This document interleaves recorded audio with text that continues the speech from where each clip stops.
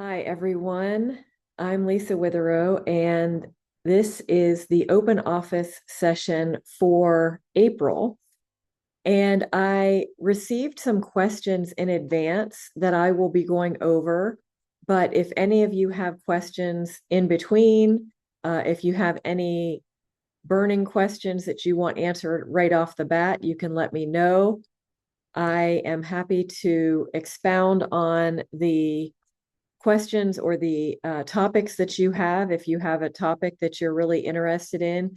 And also, if I don't know the answer, I'm happy to do research for you and get back to you even in person or not, directly. Or I can also cover it next month. So I do have these sessions once a month, and the goal is to just open minds to how our genetics really play a part in all facets of our health. And it does depend. And you're going to hear over and over again in my answers, it depends. And it is a good thing that it depends, because that means that we can personalize our approach to handling our health, our symptoms, and our longevity to make sure that we're doing the very best for ourselves.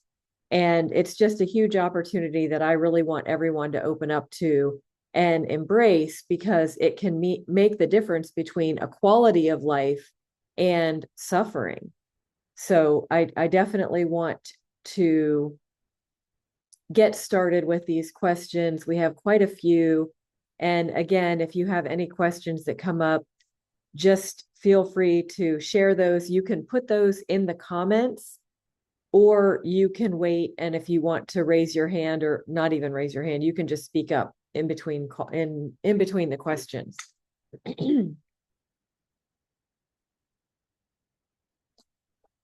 So the first question is, I've noticed my hair is thinning and wondered if there's anything that I can do about it. So one of the things I would say is, when did it start? You want to look at your history and how your hair was when you were younger and when things started to shift. So is it also a thinning where when you brush your hair, it's kind of all through your hair? It seems like a lot of it is coming out, or is it patchy? And that gives us a clue as well. Some of this can be genetic, but that doesn't mean that you have no hope for having thicker hair. It means that those genetics are indicative of what you can do specifically to get the help that you need. So looking at family history, androgenic hair loss or alopecia is definitely a thing. It is from mom because it's on the X chromosome, or it would be mom's father is typically who you would look to. If you have balding or thinning hair, you would look to mom's father. But early intervention can make a huge difference when it comes to the loss of hair. So if you are just seeing that it's starting, intervention at any point can help, but early intervention can prevent. So topicals and supplements can be very helpful. It really does depend, again, on what genes we're looking at. There's also alopecia areata, which is an autoimmune cause of hair loss, and that can also be from our genes, but there are nutrients, things like stress reduction and lowering inflammation, that can make a huge difference when it comes to hair loss in that regard. There are some general deficiencies. We always hear about biotin being very helpful. B7 can be super helpful for the health of hair and nails and skin. Riboflavin, which is B2, can be very helpful as well. And then iron dysregulation should be considered, because iron is highly oxidative if we have too much of it. And if we don't have enough, we can deal with things like anemia and imbalances in our blood. So we want to make sure that we are considering natural sources of iron if we are going to give our body extra support. And we also want to test and see where is iron before we start to do anything, because it's really iron and ferritin. Where, is our iron low? Is our ferritin, where's our ferritin level? We want to understand where we are with all of that before we start to supplement, because you don't want to start producing hydroxyl radicals, which is if we have excess iron that's not being taken into the cells, that's what can happen. Also, poor detoxification can cause our hair to start to thin. So when we start to think about if we have exposure to suddenly a high exposure to chemicals, if we just got new carpeting, if we just painted our house interior specifically, if we have possibly even a mold toxicity in our home because of water leaking, if we have to really consider what our bodies are dealing with and what we can do to support them. The systems are all working together. If we're dealing with toxins, then the liver is probably taxed as well. So we just want to make sure that we are looking at the DNA as our initial indicator of what our body's capability is, but we also want to consider what our history is, our personal health history, our family history, and then what are we dealing with right now in our lives? Has something changed recently? Is there something that is taxing us or that we are suddenly working through that could be contributing? And, if we've changed our diet, if we aren't hydrating enough, all of those things can play a big part. So it's important to recognize all of these things. Now, because we're talking about hair, it occurred to me, I've had the question a few times about gray hair. And when we gray prematurely, which would be in our 30s or younger, I suppose, we really want to consider what we would be dealing with the melanin in our system. So things that can draw down our melanin and cause gray hair is stress. They joke about their wife giving them gray hair or a job giving them gray hair, and that is a real thing. Stress can definitely tax the system where melanin is not producing enough. Mitochondrial function and energy metabolism can also be involved with graying hair, and also increased gray hair can also have an increased protein involved in glucose metabolism and lipid metabolism. So when we start looking at our sugar, like if our blood sugar is unstable, or if we're not dealing with our fats properly, or maybe we're eating a lot of unnecessary fats, a lot of unhealthy fats, we need to look at that in terms of our hair and our gray hair. When it comes to the hair loss, our diet is a big part of that, but we want to look at our systems and what's being taxed. Like I said, when we're looking at the androgenetic version of hair loss, we are thinking of it's hormonal. It looks more like a hormone imbalance. So we would be having higher androgens if we do any testing of our hormones. We would then also be able to understand better the testosterone. We would look at that pathway genetically to see if we convert our testosterone to dihydrotestosterone. We want to know what's going on in our breakdown of our hormones. So again, topicals and supplements can be very helpful. And with graying hair, supplements and diet are typically what we would recommend. And it can be reversed. People have asked me, if your hair is graying, can you reverse it? And it absolutely can be reversed. It's a matter of really identifying, though, what your sources of oxidative stress are, if you're smoking, if you're exposed to a lot of toxins, what your body's ability is to produce and use your antioxidants.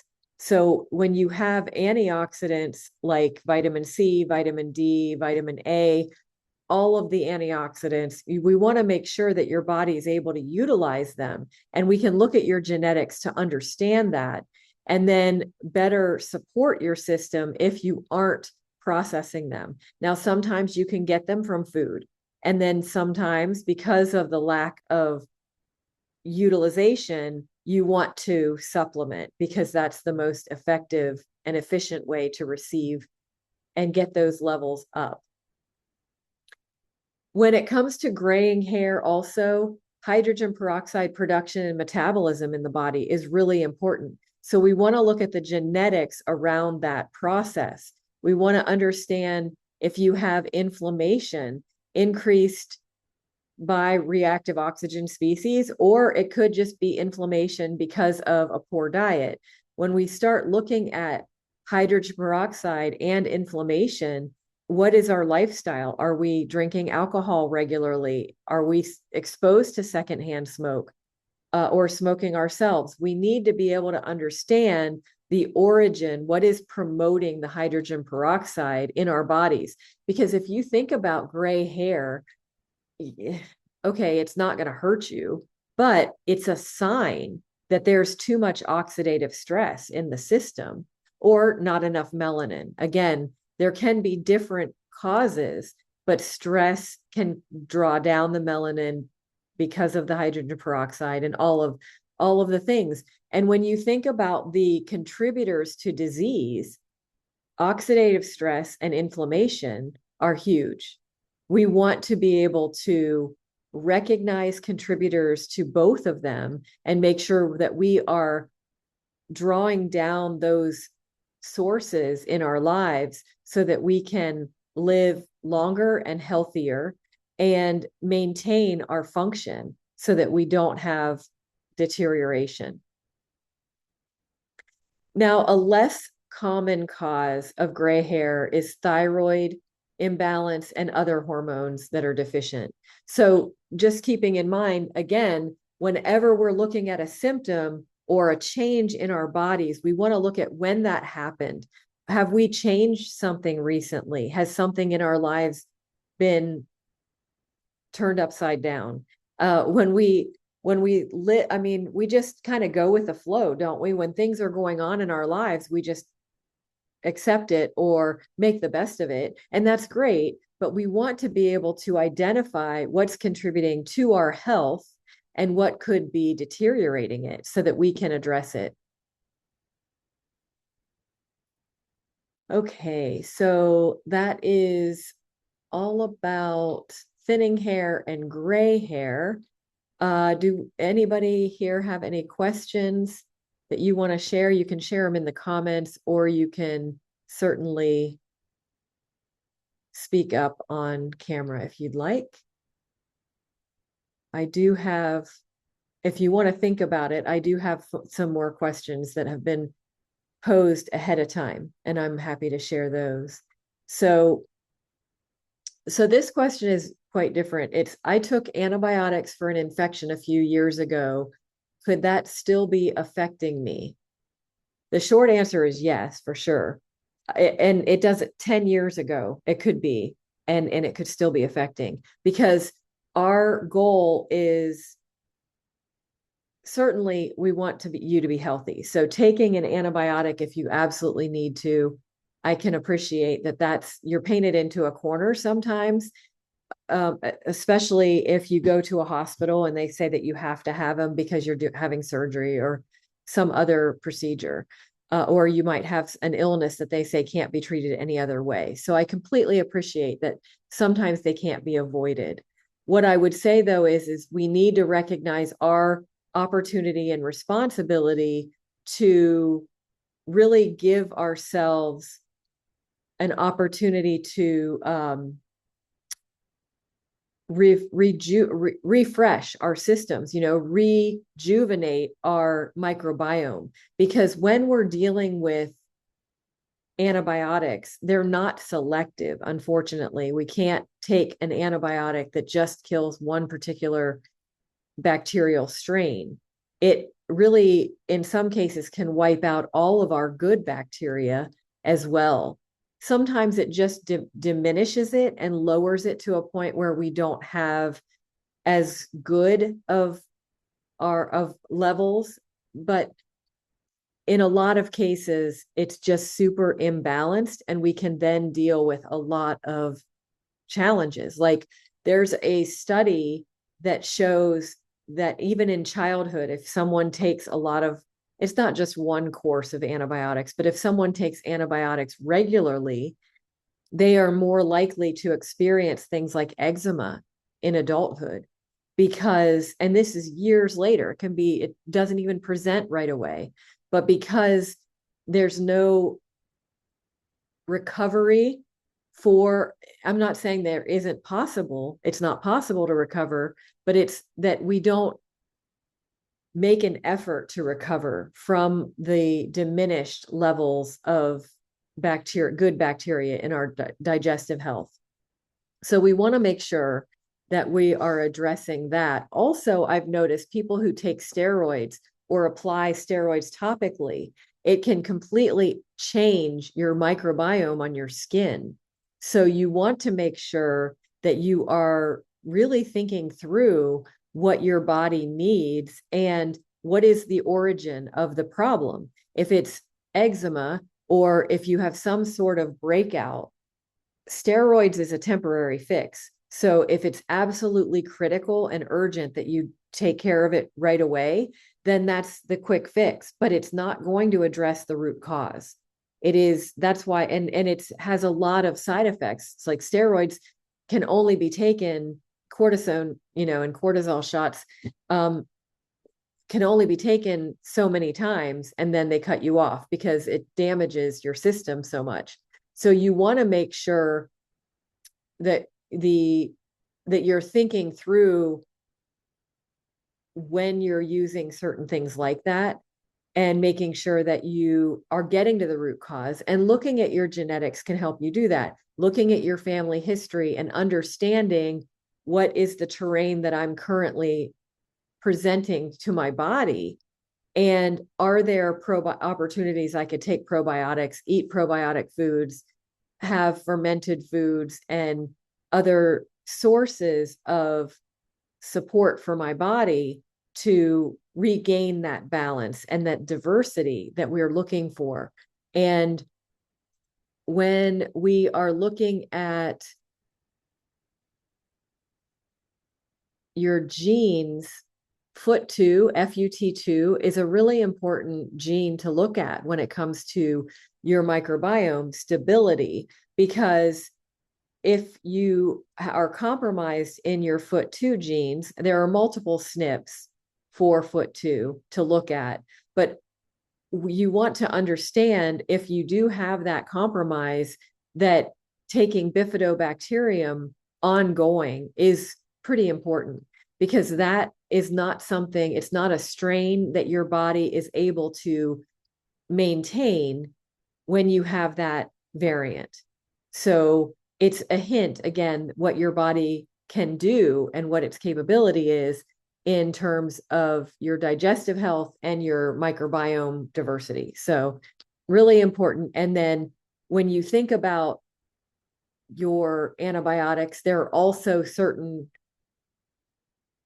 allergies you could have, like to sulfa drugs. You could have, if you're very sensitive to things like broccoli, cabbage, cauliflower, all of those, I would look to your sulfation pathway.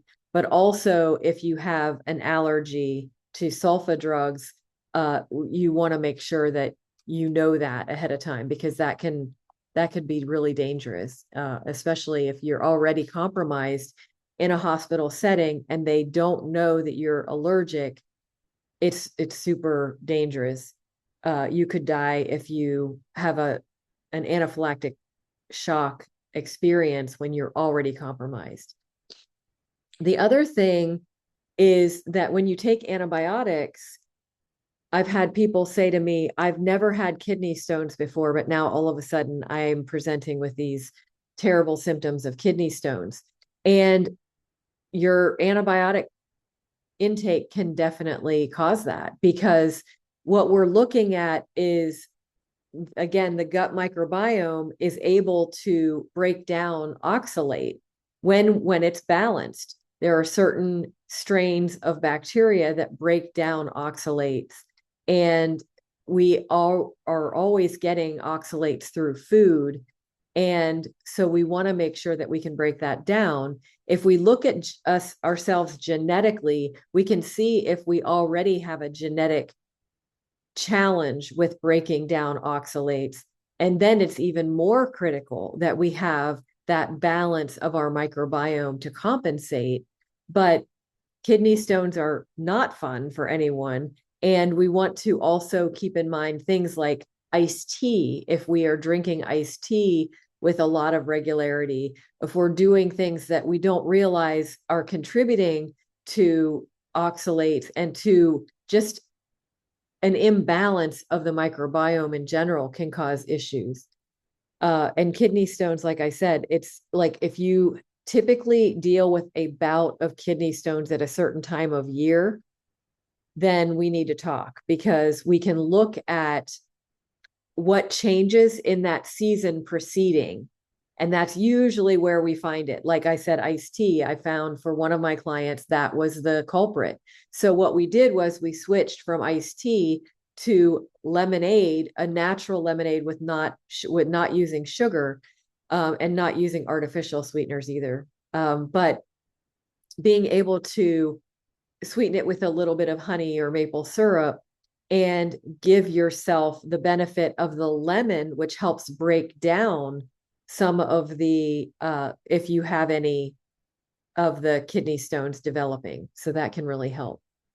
And then also with antibiotics, you want to consider liver damage, because unfortunately, with all medications, you have to consider what effect it has on the liver and kidneys.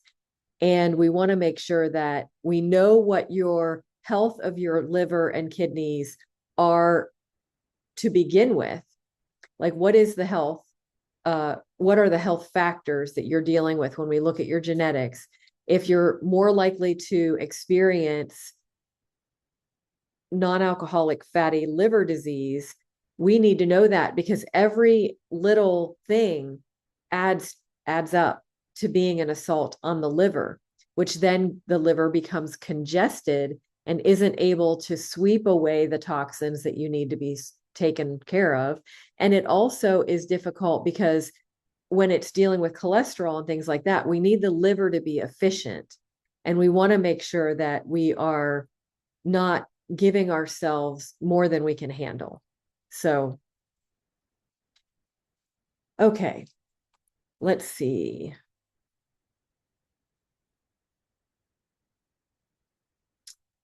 Is there a reversal of carpal tunnel, numbness in my thumbs, pointer finger, and middle finger on both hands?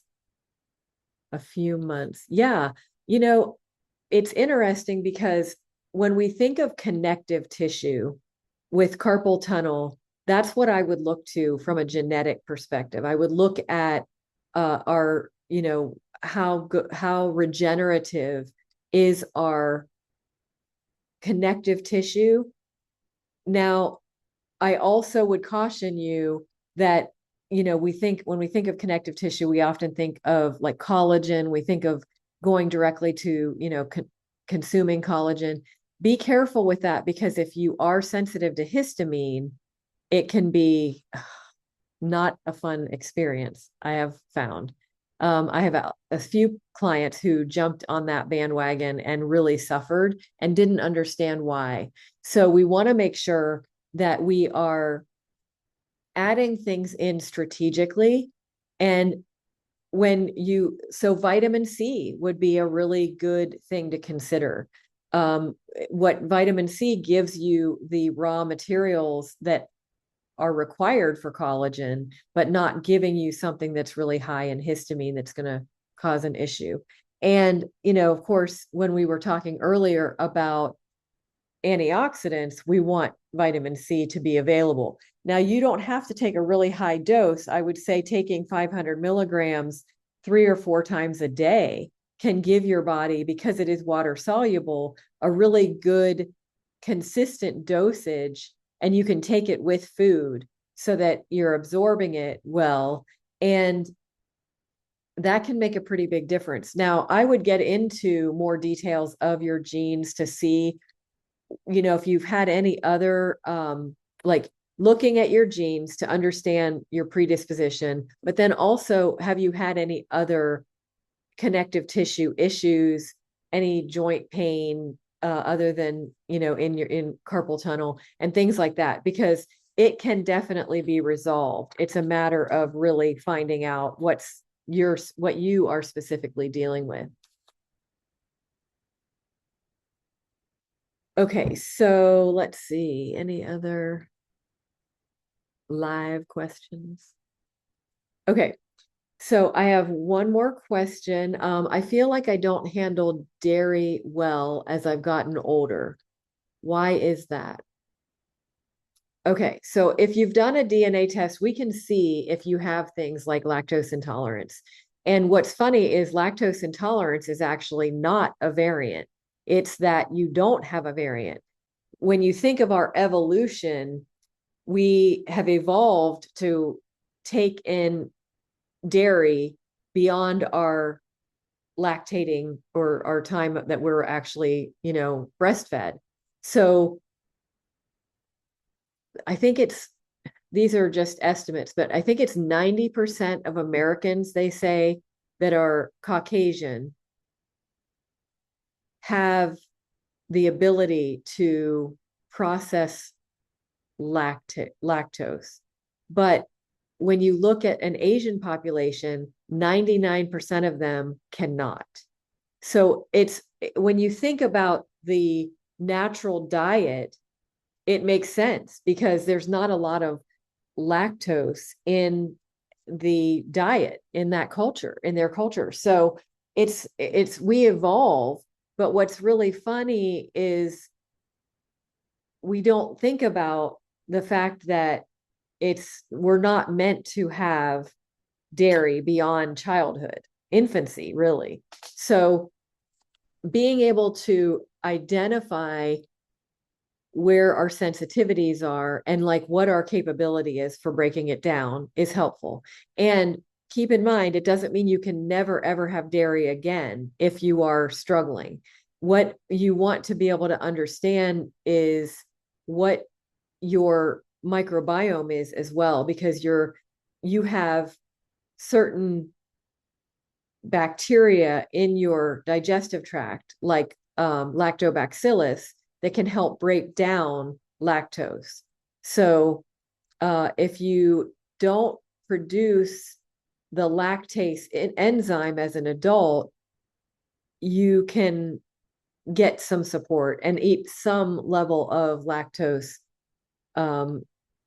But it depends on how you're presenting too.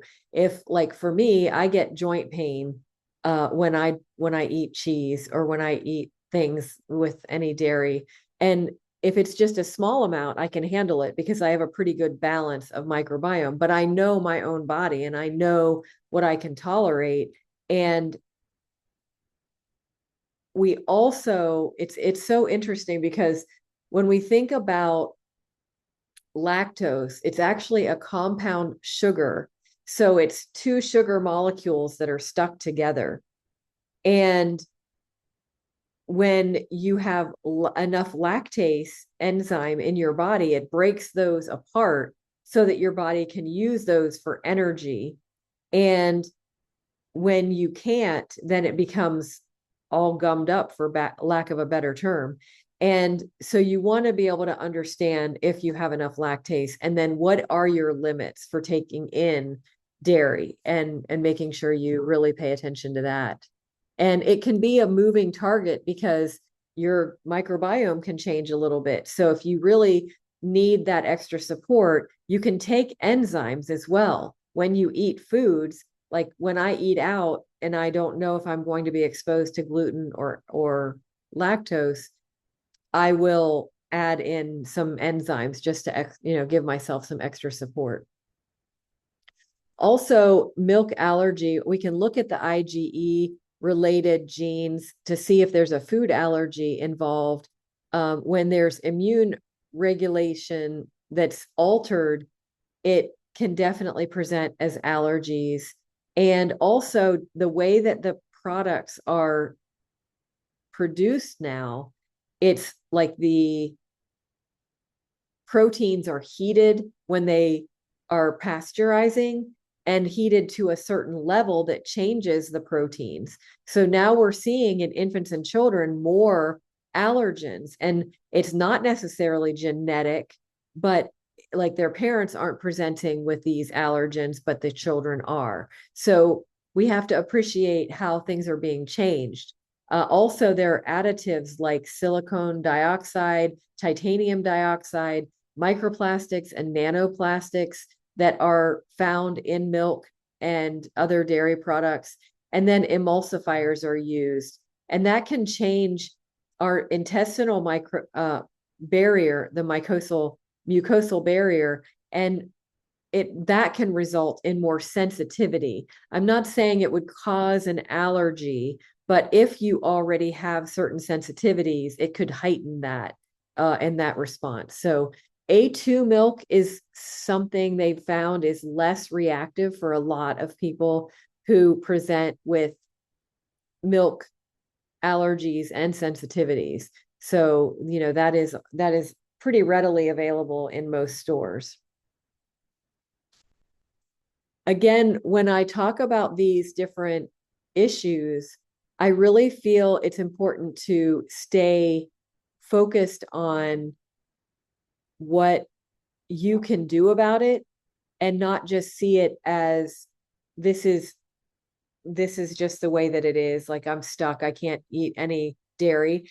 And also, I'm just going to eat dairy and not worry about it. Because if you think about the cascade effect of doing something that is against our body's natural way of processing things, we are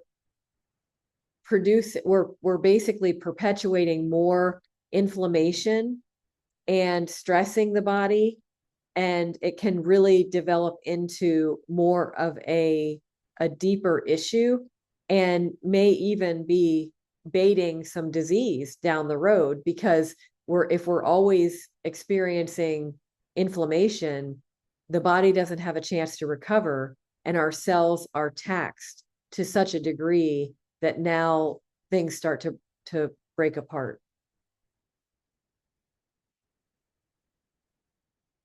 Let's see. Okay, so my husband has been experiencing really difficult acid reflux, and it's starting to interfere with his life. What can he do? Well, acid reflux can be from different things. It certainly can be from a poor diet, but we want to understand how the body is breaking things down. So definitely, just like with the lactose and the milk difficulties, we want to understand what the body is reacting to. If it is highly acidic foods, or even fried foods and things like that, we could give the body a break. And not to say, again, that you can never have those things, but you want to give your body a break. Now, it's interesting because a lot of people will assume it's the acidic aspect of, let's say, tomato sauce that is causing a problem. But actually, it's the histamine, very likely, that is causing the problem, because it is very inflammatory for some people when you have high histamine. And if you already have elevated histamine because of, let's say, outdoor allergies or something that's going on in your life, and then you are also eating high histamine foods or drinking red wine, things that will cause your body to produce more histamine, that can be a deal breaker and cause all kinds of issues. So we want to be able to understand what the root cause is. And by looking at the genetics, we're able to see what's going on with HNMT, what's going on with AOC1, like how the production of our DAO enzyme is what helps break down histamine, but that's the AOC1. And we want to know how our body is handling our histamine. Is it overproducing histamine? Is food sourced histamine a bigger issue than our environmental histamine? So we want to be able to understand all of that. I also, if any of you know me, when we're talking about any of these, homeopathic remedies can be amazing at helping the immune system stop overreacting to things like histamine. So I highly recommend having some homeopathic remedies on hand. And if you need any help finding the right ones for you, I can absolutely help. But it's important to recognize that when the body is overreactive, the immune system is overreacting to certain threats or perceived threats, that's when histamine is being overproduced, and we need to address that. Another surprising contributor to acid reflux, and I just read about this in an article, a research article, was melatonin being low. That when you look at, now this was specifically men, I believe, that they were looking at, but when acid reflux is elevated, they did a test, and melatonin was actually low in the population that had high incidence of acid reflux.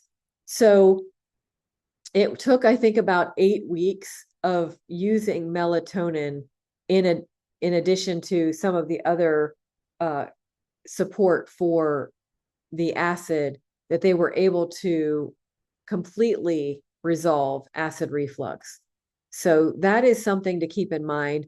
Pancreatic insufficiency is another big one. And if you think about root cause, it makes a whole lot of sense, because your pancreas is what's giving you the digestive enzymes. It's constantly secreting the enzymes that you need to help break down the different foods. So that makes a lot of sense.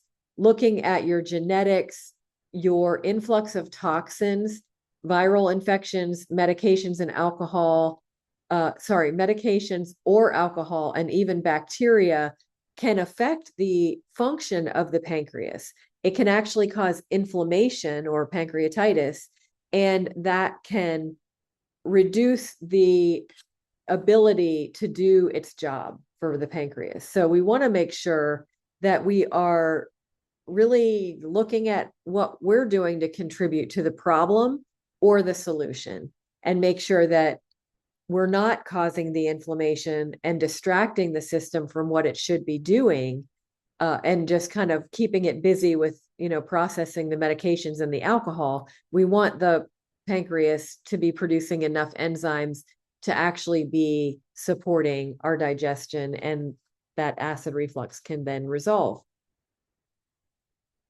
Now, another really important note I will make is when it comes to acid reflux and heartburn, we do want, especially in this case where she's talking about her husband, I definitely want to make sure that if it's something that is a nagging, constant thing, we need to make sure that the health of his heart is good.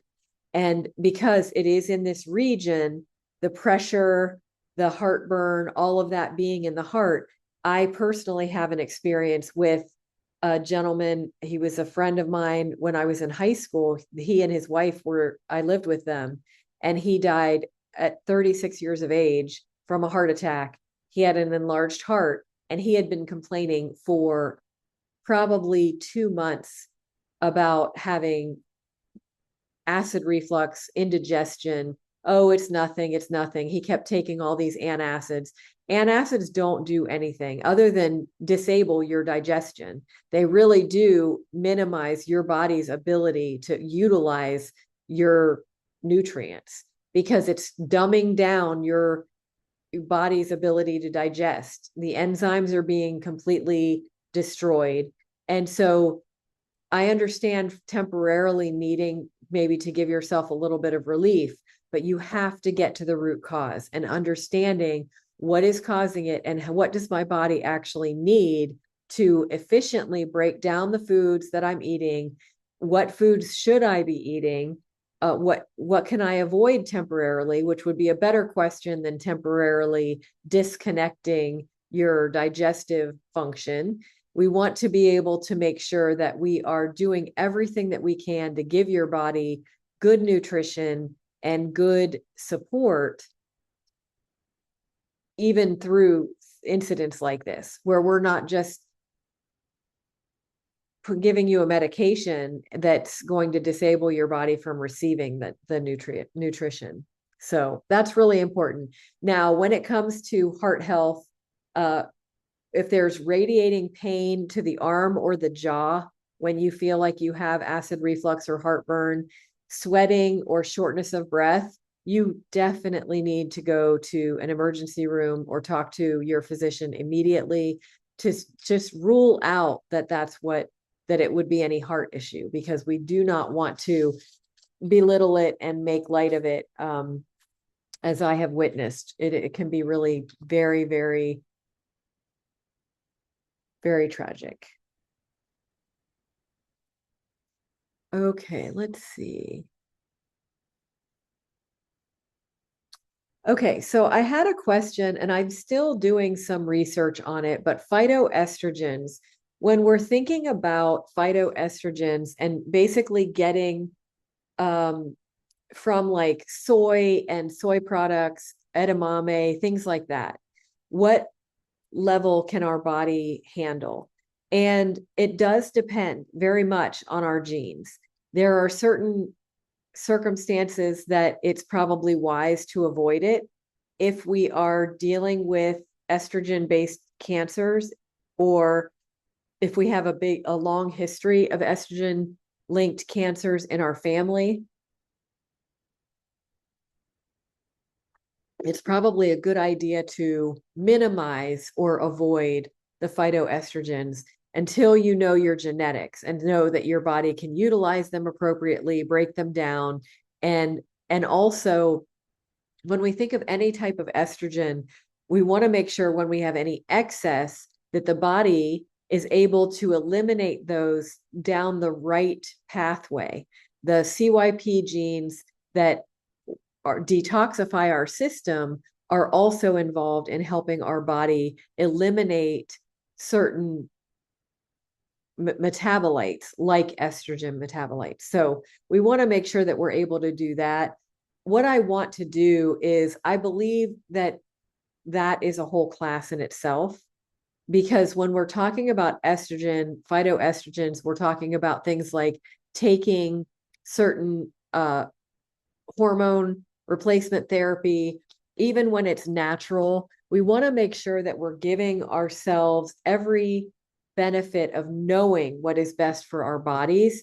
And there are a lot of nuances to that, both looking at our genetics, looking at our history, and being able to understand how our bodies are functioning currently. What kinds of symptoms are we presenting with? And how do we respond when we do these types of supplements? So it can be really helpful as well.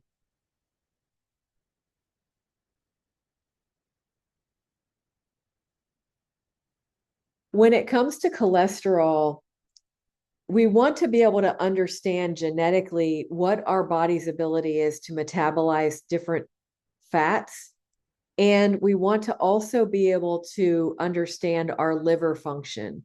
So if we are looking at an elevated cholesterol, and lipoprotein A is another test that we want to have done. So if you're having an annual exam and they're just doing some basic, HDL, LDL type things, ask them to do lipoprotein A, because we want to see what that level is if they are saying that you have high cholesterol. We want to know if you have that really stubborn cholesterol. And I can look at genetics to understand if it does run in the family and what is more likely to help you in bringing it down. Now, I am not ever an advocate for statins because of the side effects. We do need a certain level of cholesterol, and it's seriously debatable whether I've had several clients come to me and say that they have high cholesterol. And when I look at the numbers, it's debatable if that's really high. And again, I want to look at the genetics and see family history wise, what is the cardiac health of your family. Also for yourself, if you have had any issues with your heart, with cholesterol, with what is your ability to break down fat and what is your fat intake. And when we start to look at that, sometimes when we eat lean proteins and we're able, and along with a lot of vegetables and fruits and things, we're able to get those fat levels under control in a much more effective and efficient way. So we're looking at what your body can consume and needs to function optimally. So that changes the diet aspect of it. Then we look at, do you need any supplementation or anything that could give your body that extra support to find its perfect balance with cholesterol, HDL, and LDL. Also, when it comes to heart health, we think of blood pressure, and we always want to look at those together and see what is a normal blood pressure for you. When do you feel like it's dysregulated or kind of, affected by your environment and your lifestyle and things that are going on? When you're doing some light workouts and things like that, is that aiding you, giving you that extra support for that resiliency of your heart? And 9 out of 10 times it will, but initially you want to go into it slowly. You want to start slowly with shorter workouts, low intensity workouts, walking, doing things that you feel good about that aren't stressing you, because you want to know, again, oxidative stress is not your friend. If there's a certain level of oxidative stress that we can all handle, but if you do like highly intense workouts and you don't have that resiliency from oxidative stress and heart resiliency, it can present more of an issue than a benefit. So we want to make sure that you have movement, you have exercise, you have the ability to circulate. Again, when it comes to cholesterol, we need to be able to circulate things, get the cholesterol to the brain, get the cholesterol where it needs to go to our organs, and make sure that we aren't just taking a statin, which draws down at there's no meter on it. It's just drawing it away from the system, which means it's drawing it away from your brain as well. And that's where the studies have shown dementia is coming up when it comes to statin use. So memory issues, cognitive function, feeling like you are not the same is what I'm seeing, unfortunately, with statins. So giving your body the additional support that it needs when it comes to nutrition, recognizing what that is specifically for you can be huge. Like doing that alone to understand what your body needs from a nutritional standpoint and what it handles well. And then if you don't absorb certain nutrients, let's say vitamin A as an example, and vitamin A is really important as an antioxidant and for liver health. When we start to think about the lack of vitamin A, if we don't have it for most of our lives, we don't have an adequate supply because our body doesn't convert it or absorb it well, then we are going to have eyesight issues. We're going to have liver issues. We're going to have, it just compounds as we age. And that's where we start to see the system breaking down. So we want to be able to recognize what our body needs nutritionally. And if we can't get it from foods adequately, then we need to supplement. And there are certain things that we can take that, like with vitamin A, it's literally a drop of liquid every day that I take. That's it. And it makes a huge difference. So being able to know that you're doing the right things for your body is super empowering, and you feel better. I have better flexibility, better strength, better skin, better, overall energy. And it's pretty amazing when you're able to find the kingpins in all of those factors and know that you are making the right decisions for your body. So if there aren't any more questions, we are nearing the end of the hour, but I am happy to answer any last minute questions if anyone has any. I think we got through all of. Can I ask real quick? You mentioned that you said you take these drops, and Yes. is that for you only because you've taken the DNA, or is that for anybody that would take? What was it? What vitamin was that?